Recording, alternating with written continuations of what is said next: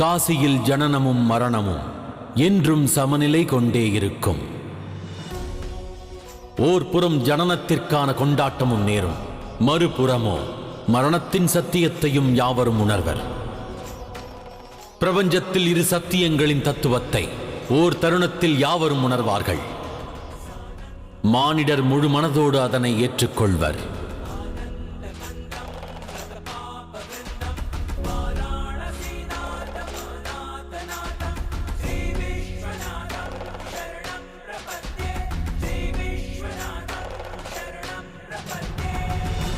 எனக்கு அனுமதி தாருங்கள் மகாதேவா. மீதமுள்ள ஜோதிர்லிங்க பயணத்தை நான் மேற்கொள்ள வேண்டும். செல்லுங்கள் தேவி. நான் இவ்விடத்தில் இருந்தபடி தங்களின் ஜோதிர்லிங்க பயணத்தில் தாங்கள் வெற்றி அடைந்திட வாழ்த்துவேன்.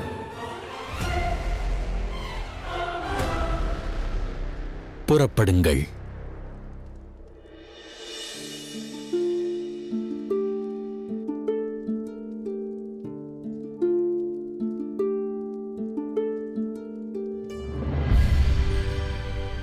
வாருங்கள்.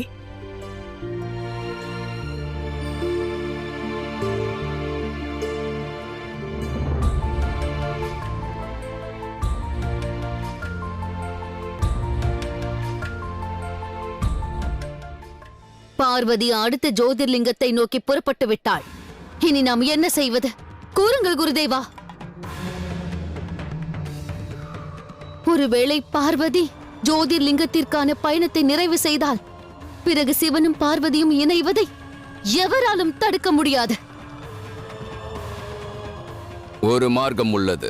காசியப மகரிஷியின் ஆசிரமத்திலிருந்து அழைத்து வரப்பட்ட அனைத்து சீடர்களையும் ஒரே நேரத்தில் அனுப்புவோம்.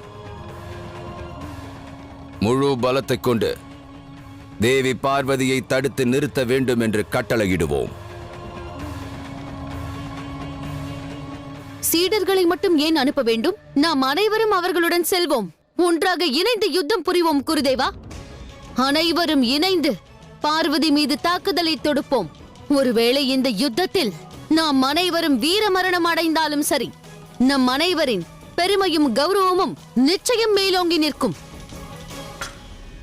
தாங்கள் கூறுவது சரிதான் அசுரமாதா. வாருங்கள், இன்று ஒரு யுத்தம் புரிந்து முடிவை எட்டுவோம். ஆம், சரியாக கூறினீர்கள் குருதேவா. யுத்தம் புரிவதற்காக தான் நான் காத்துக் கொண்டிருக்கிறேன். இருவரும் கவலை கொள்ளாதீர்கள். அனைவரும் இணைந்து ஒன்றாக யுத்தம் புரிவோம்.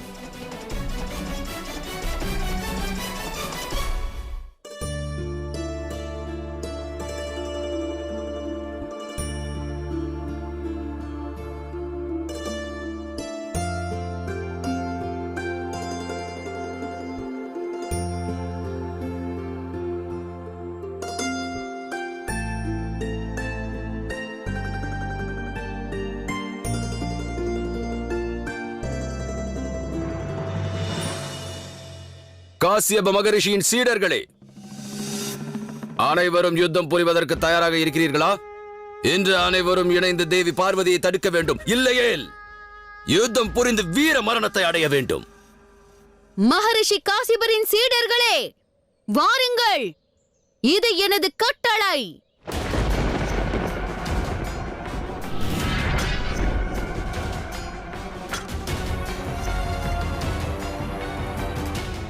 வணங்குகிறோம் தாயே.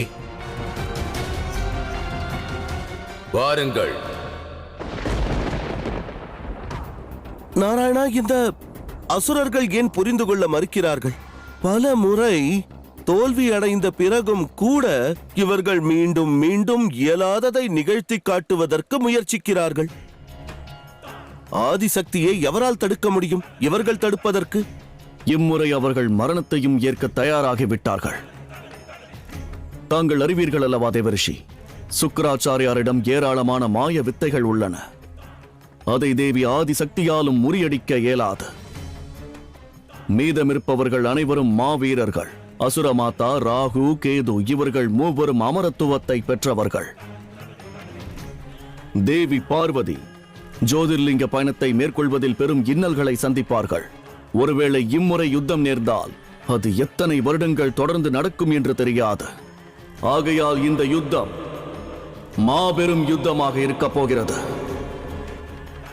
இதை போன்ற ஒரு யுத்தம் கடந்த காலத்தில் நடக்கவில்லை, இனி வரவிருக்கும் காலங்களிலும் நிச்சயம் நடக்கப் போவதில்லை.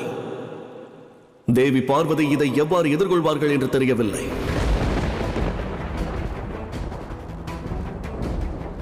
தாங்கள் என்னை அச்சப்படுத்துகிறீர்கள் பிரபு. அச்சப்பட வேண்டிய அவசியம் இருக்கிறது தேவரிஷி, இதுவே உண்மை. மகாதேவருடைய துணையில்லாமல் தேவி பார்வதியால் நிச்சயம் இந்த யுத்தத்தில் வெற்றி பெற இயலாது. அது மிக கடினமானது.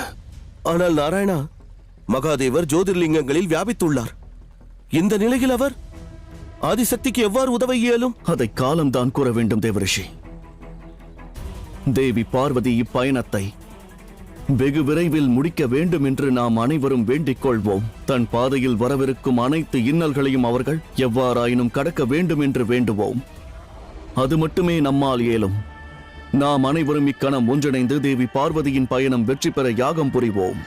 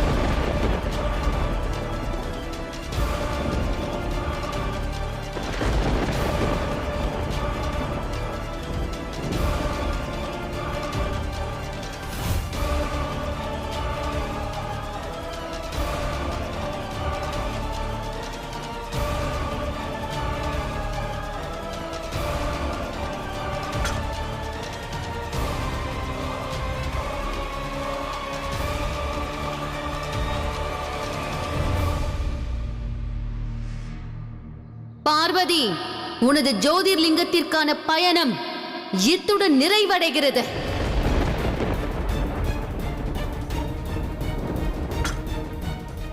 இனி உன்னால் முன்னேறி செல்ல இயலாது.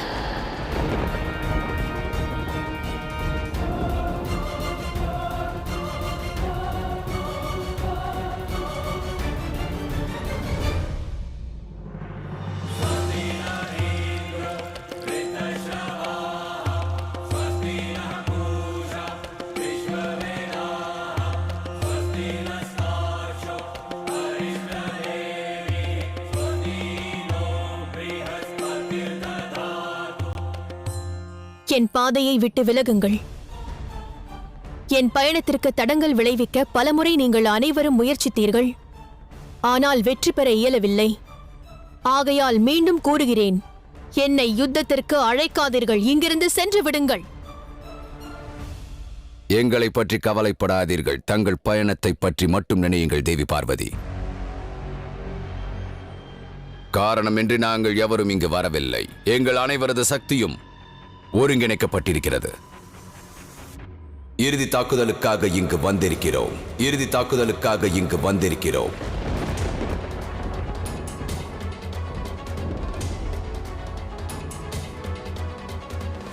இன்று எங்களால் தங்களை தோற்கடிக்க இயலாமல் போகலாம்.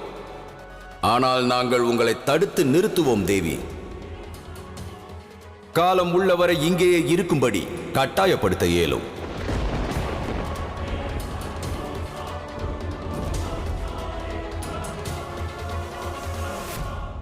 அவ்வாறு நடந்தால் ஜோதிர்லிங்கத்தின் பயணம் முழுமை பெறாது. பிறகு தங்களால் சிவனை அடைய இயலாது. அதன் பிறகு சிவனும் சக்தியும் இணைய இயலாது.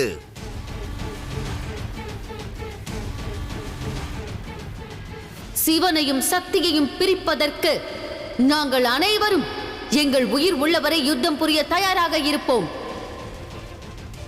இனி நாங்களும் தாங்களும் காலம் உள்ளவரை இங்குதான் இருப்போம். மகா யுத்தத்திற்கு தயாராகி விடுங்கள், தயாராகி விடுங்கள், தயாராகி விடுங்கள்.